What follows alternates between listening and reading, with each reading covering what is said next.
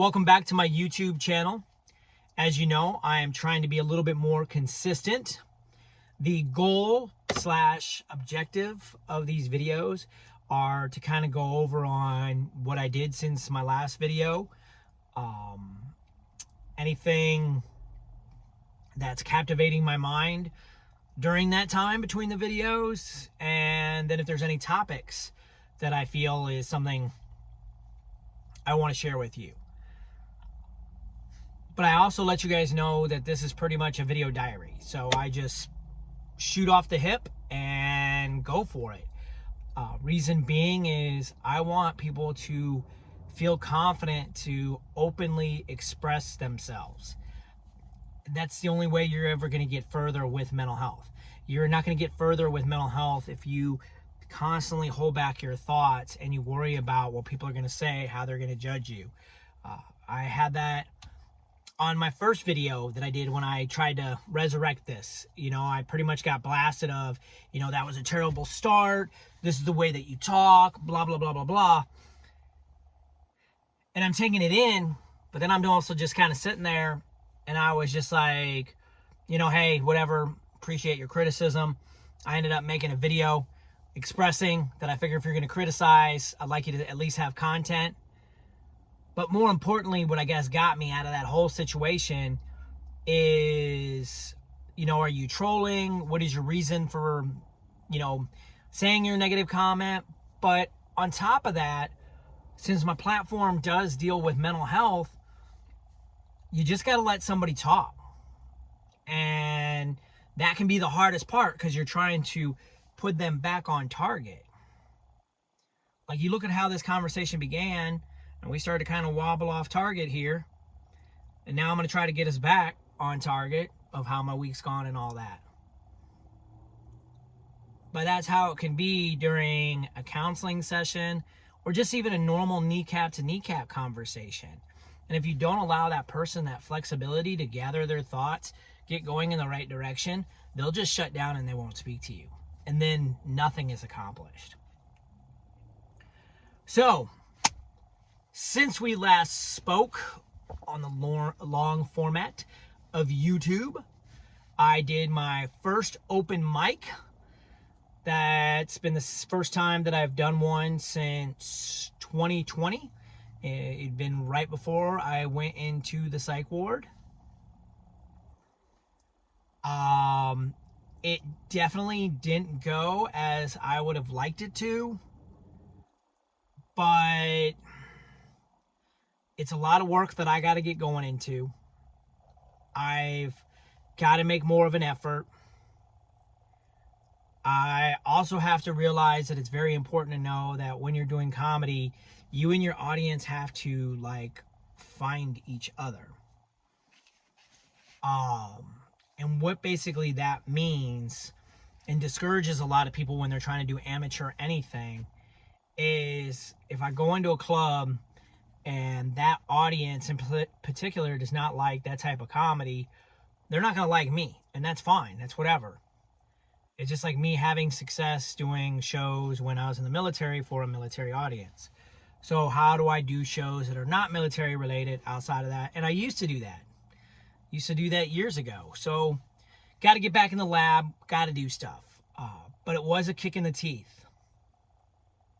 And there was just certain jokes that bothered me more because, I didn't think they'd bring the house down, but I didn't think they'd get the reactions of everybody being mortified. It's hard not to get angry sometimes. And again, it's not that I'm getting angry because I'm like, oh, you didn't laugh. It's more of, you're sensitive about this, or this bothers you. You might want to look at yourself more in the mirror. I don't know if that's the road, the hill you want to die on. I don't know. But it is what it is.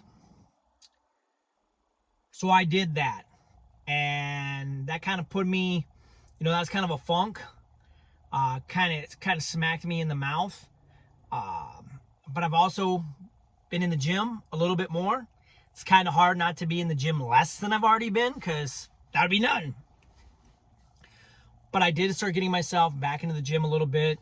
As I've mentioned, I feel horrible the way that I look, walking past mirrors, stuff like that. I'm just waiting for somebody to ask me how pregnant I am. I mean, it's 2024. How do you know what gender I am, right? Too soon? I don't know. So there was that. And then came the long Memorial Day weekend. I have some videos discussing my thoughts there that you can get on to Instagram, I believe.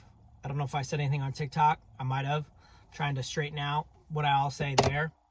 But there was definitely some emotions that went on. I took my dad and sister to the Marine Corps Museum. We're believing it is the first time in over 30 years that just the three of us went somewhere. You know, I'm not the biggest fan of living out here. I keep that as no secret to anybody.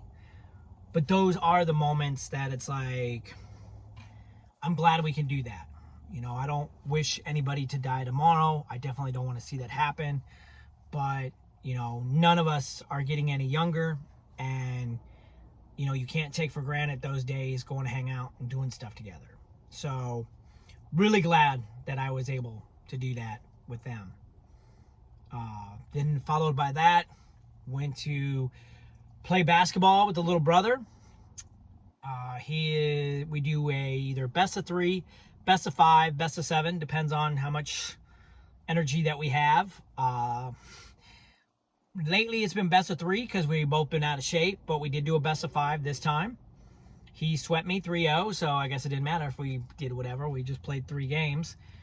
He is now on a 4 game winning streak, basically, best ofs that we do.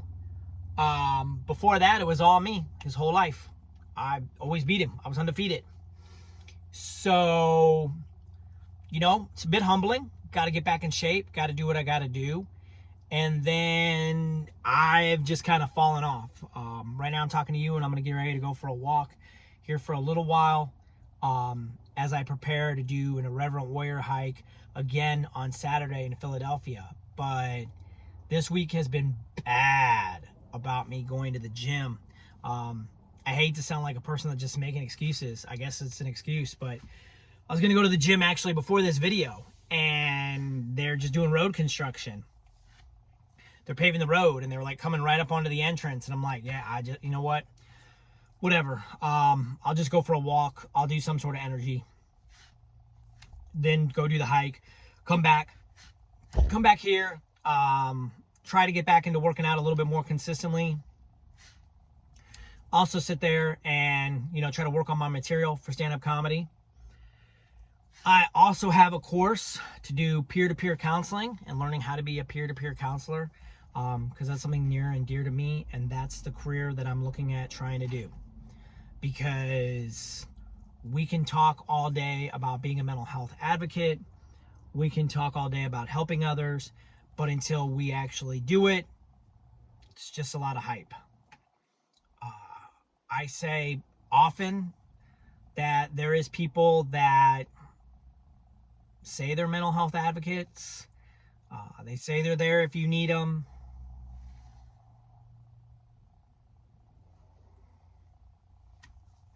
Let's just say they've never responded back to me. Maybe they just don't like me. I don't know. Not here to take it personally. It is what it is. But I always go back to the song Stan by Eminem. You never know who's in your inbox. You never do. And since you don't know, you got to lean on the side of caution if somebody's really, you know, and I mean, it's more of like what your platform is. You know, if you are, I guess, just a regular person, right? You don't really have too much of a platform. Then yeah, I could see you not looking through all your messages, right? Or, you know, because what is the real meaning that you have to look through all your messages? I mean, they would be able to reach you through other ways if they were somebody that's that important. But if you come out online and you say, hey, like, I'm a mental health advocate, or I'm there to help others, or whatever it is, and then there's no way for you to communicate with that person, doesn't that defeat the whole purpose? That's just my take. Never saying I can't be wrong. I could be wrong. Wouldn't be the first time I've been wrong. So, but I do want to sit there and hopefully I can get a job, do peer-to-peer counseling, discuss and use my story to help others to get better in their journey. But I think the biggest thing for me that I think about is just trying to get back into chasing the comedy dream. Hopefully, I mean, I'm not looking like I'm gonna be able to take it too far, but hopefully I can do something with it. And that's kind of my goal. You know, if I make one person laugh or feel better in a day, it's more than what was there. But that's pretty much all I got going on. I feel like I'll have a lot more to say. I definitely want to have like notes more to me next time, but it's also Thursday, and I did almost 2 weeks ago was my last one on YouTube, and I said I was going to try to do this weekly, so I'm just throwing crap against the wall and trying to keep up the rhythm of doing a video, letting you know, hey, something little is still better than nothing, and that's what I did, was a little. But I'm hoping that you know, you guys will be able to follow me, see more stuff.